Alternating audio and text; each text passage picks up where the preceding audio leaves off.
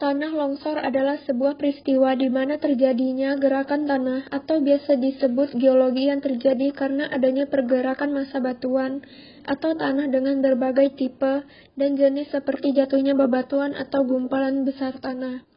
Tanah longsor atau amblas secara garis besar bisa terjadi karena dua faktor, yaitu faktor pendorong dan faktor pemicu.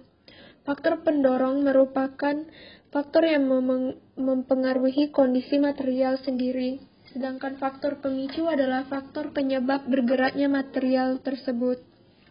Di Indonesia sendiri, peristiwa ini hampir sering terjadi. Kebanyakan disebabkan oleh gempa sehingga menggerakkan lempeng bawah tanah, sehingga mengakibatkan elemen atau lempeng bawah permukaan menjadi tergeser, sehingga menimbulkan pecahan dan terjadinya longsor.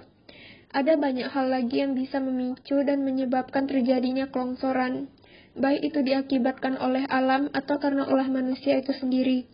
Di antaranya tingginya curah hujan. Jika musim penghujan dengan durasi lama, maka akan terjadi penguapan air di permukaan tanah dalam jumlah besar. Setelah penguapan, maka akan muncul pori-pori atau rongga tanah. Kemudian terjadi retakan di permukaan saat hujan air akan menyusup ke bagian yang retak. Lalu, air akan masuk sehingga terakumulasi di bagian dasar lereng. Lalu menimbulkan gerakan lateral, kemudian terjadilah longsor. Untuk pencegahan terjadinya longsor bisa dengan menggunakan pohon, karena akar pohon akan banyak membantu dengan cara menyerap air hujan sehingga bisa meminimalisir. Poin di atas merupakan beberapa penyebab terjadinya kelongsoran. Akibat dari bencana ini, tentu tidak sedikit kerugian. Paling parah adalah korban jiwa. Selain itu, kerugian materi seperti kehilangan rumah, tanah, harta benda yang harus direlakan karena tertimbun oleh longsoran. Sangat jarang orang dalam longsor bisa menyelamatkan dirinya, karena kecepatan tanah longsor diperkirakan kecepatannya bisa mencapai 100 km per jam.